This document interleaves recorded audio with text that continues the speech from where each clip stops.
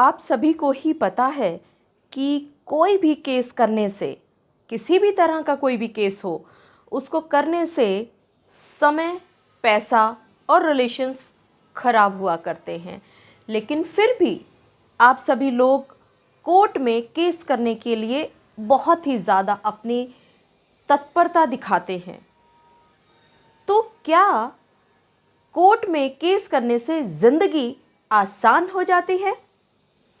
जी हाँ, आप सभी ने बिल्कुल ठीक समझा। आज की इस स्पेशल वीडियो में मैं आप सभी के साथ इन्हीं सब बातों पर, छोटी छोटी बातों पर चर्चा करने वाली हूँ कि हम कोई भी केस कोर्ट में करने से पहले बाकी सभी चीज़ों के बारे में तो विचार करते हैं, लेकिन अपनी ज़िंदगी के बारे में हम अक्सर विचार नहीं कर पाते हैं।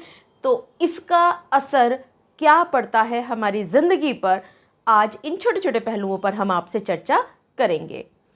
मैं एडवोकेट मोहिनी मोना आप सभी का पुनः स्वागत करती हूं और आप सभी देख रहे हैं अपना पसंदीदा चैनल मोहिनी मोना एडवोकेट। अगर आपने मेरे इस चैनल को अभी तक सब्सक्राइब ना किया हो या आप मेरे इस चैनल के लिए नए हैं तो इसको जल्दी से जल्दी सब्सक्राइब कर दीजिएगा, ताकि आपको इसी तरह के लीगल इन्फॉर्मेटिव वीडियोस की नोटिफिकेशन सबसे पहले मिल सके। अब देखिए, चाहे वो झगड़ा पति पत्नी का हो, चाहे वो झगड़ा दो भाइयों का हो, चाहे वो झगड़ा सास ससुर और बहू का हो, या इसी तरह के किसी रिश्तेदारी में हो, या कोई बिजनेस ट्रांजैक्शंस के चलते कोई उठापटक चल रही है, तो वहाँ हमने अक्सर प्रैक्टिकल लाइफ में ये देखा है कि लोग आपस में बातचीत करने के बजाय सीधा कोर्ट की ओर रुख करने की कोशिश करते हैं। ये तो बिल्कुल सच है कि अगर आपको मनमाफिक न्याय नहीं मिल रहा है, आपके ऊपर अत्याचार हो रहे हैं, तो आपको कानून की शरण लेनी ही चाहिए और न्यायालय से आपको न्याय मिले, इस बात का हम सभी वकील आप लोगों को अश्योरेंस दिया करते हैं। लेकिन उदाहरण के लिए मान लेते हैं कि पति और पत्नी, क्योंकि मेरे ज़्यादातर सब्सक्राइबर्स मुझसे सिर्फ पति और पत्नी के संबंधों के विषय में ही सुनना पसंद करते हैं। मैंने बहुत बार अलग अलग टॉपिक पर वीडियोस बनाने की कोशिश की है, लेकिन आप लोगों की लाइक्स नहीं आते, आप लोग उसमें व्यूज़ नहीं देते, आपको शायद पसंद नहीं आता मेरे मुख से कुछ और सुनना। तो खैर, उदाहरण के तौर पर मान लेते हैं कि पति और पत्नी के बीच में किसी भी बात को लेकर के कॉन्फ्लिक्ट हुआ। उस कॉन्फ्लिक्ट के चलते आपने अपनी तरफ से जो जो मेहनत आप कर सकते थे वो सभी आपने कर लिया। आपने आपस में पति पत्नी ने बात करके देख ली, आपने रिश्तेदारों को बीच में इंक्लूड किया, नहीं बात बनी, आपने दोनों तरफ के माता पिता को भी या और बुजुर्ग लोगों को भी बिठा करके बातचीत करने की कोशिश की और उन संभावनाओं को तलाश करने की कोशिश किया जिससे कि दोनों पक्ष एकमत हो पाए। लेकिन आपकी मेहनत ज़ाया हो रही है, आप दोनों ही परेशान हो रहे हैं, तो आप क्या करते हैं? या मैं इस बात को और दूसरी तरह से समझाने की कोशिश करती हूं कि पत्नी किसी बात पर नाराज होके मायके में चली गई, तो यहां पति को ट्यूटरिंग हुई और उसने उल्टे सीधे केस डाल दिए। इधर पत्नी को भी ट्यूटरिंग हुई, उसने भी उल्टे सीधे केसेस भरमार डाल दी। केसेस के बारे में मुझे आपको बताने की ज़रूरत नहीं, आप सभी अच्छी तरह से जानते हैं कि एक दूसरे के ऊपर कौन से केस डाल करके किसको कितना ज़्यादा परेशान किया जा सकता है। खैर, आपकी शादी को हुए थे सिर्फ 2 महीने या 3 महीने, और इस 2-3 महीने की शादी के बाद ही आपके बीच में दिन तो रहे बहुत कम, जबकि आप दोनों एक साथ थे, वो दिन आप लोगों के बहुत ज़्यादा हो गए जब आप कोर्ट कचहरी के धक्के खा रहे हैं, आप पुलिस स्टेशन जा रहे हैं, आप CAW सेल में जा रहे हैं, आप महिला आयोग में जा रहे हैं, इसके अलावा भी अन्य बहुत सारी संस्थाओं में आप लोग तारीखें भुगत रहे हैं। इन तारीखों के भुगतने से आप सभी को पता है, झूठे केस करने से भी आप सभी को पता है, झूठे लांछन लगाने से भी आप सभी को पता है, चाहे वो झूठा लांछन पति की तरफ से हो, चाहे वो पत्नी की तरफ से हो। लेकिन एक बार अगर झूठ की शुरुआत हो गई तो वो कभी थमा नहीं करती। अगर एक ने 2 झूठ बोले हैं तो दूसरा 4 झूठ बोलेगा, फिर पहला 6 झूठ बोलेगा। तो इसकी कोई सीमा नहीं है। आपका समय भी व्यतीत हो रहा है, खराब हो रहा है, आपका पैसा भी बर्बाद हो रहा है, और आप सभी लोग सिर्फ और सिर्फ इस बात पर ध्यान देते हैं। और आपने बहुत सारे वीडियोस में भी सिर्फ यही बात सुना होगा कि कोर्ट में अगर हम लंबे लंबे केसेस को लड़ते हैं तो वहाँ पर समय, पैसा और रिलेशंस खराब हुआ करते हैं। और उन सभी को बचाने के लिए मीडिएशन का एक कंसेप्ट आप सभी के सामने आया, और आप लोग अब मीडिएशंस काउंसलिंग का भी सहारा ले रहे हैं कि किसी तरह से पैसा, समय और रिलेशंस बचा सके। लेकिन एक चीज ऐसी है जिसके बारे में आप में से किसी का भी ध्यान नहीं जाता। आपकी जिंदगी। आप सभी को पता है ये जिंदगी हमें एक बार मिली है, और इस जिंदगी को अगर हमने यूं ही कोर्ट कचहरी की गलियों में जाया कर दिया तो अब हमारे पास सिर्फ और सिर्फ पछताने के कुछ नहीं रह जाएगा।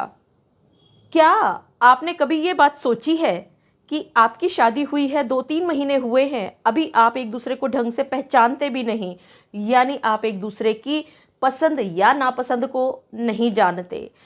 आपकी लाइफ में शादी होने से पहले क्या क्या घटनाएं घटी, कौन सी चीज़ें आपको आकर्षित करती हैं और कौन सी चीज़ों से आपको नफरत है, आप दोनों में से किसी को भी नहीं पता। आपको पता है तो सिर्फ इतना कि अगर झगड़ा हुआ है तो 498 का केस करना है, झगड़ा हुआ है तो तलाक का केस करना है, झगड़ा हुआ है तो 125 का केस दायर करना है, और इधर से पति की तरफ से अगर झगड़ा हुआ है तो बेदखल किया जाना है, झगड़ा हुआ है तो डोमेस्टिक वायलेंस एक्ट का केस डालना है, पति की तरफ से अगर झगड़ा हुआ है तो स्टे का मुकदमा डालना है, झगड़ा हुआ है तो आपको तलाक का मुकदमा दायर करना, और इधर से पति को समझाया जाता है कि आप सेक्शन 9 का मुकदमा डालिए, आप करते जाइए करते जाइए करते जाइए। आनंद अगर आपको आ रहा है तो सिर्फ और सिर्फ एक दूसरे के मुख पर आपके केस की वजह से आई परेशानी की लकीरों को देखने में। लेकिन यहाँ आप एक चीज़ भूल जाया करते हैं कि ये जो गोल्डन पीरियड है, इस गोल्डन पीरियड से बात करने से पहले एक और बात करती हूँ कि शादी आजकल वैसे ही बहुत लेट हो रही हैं।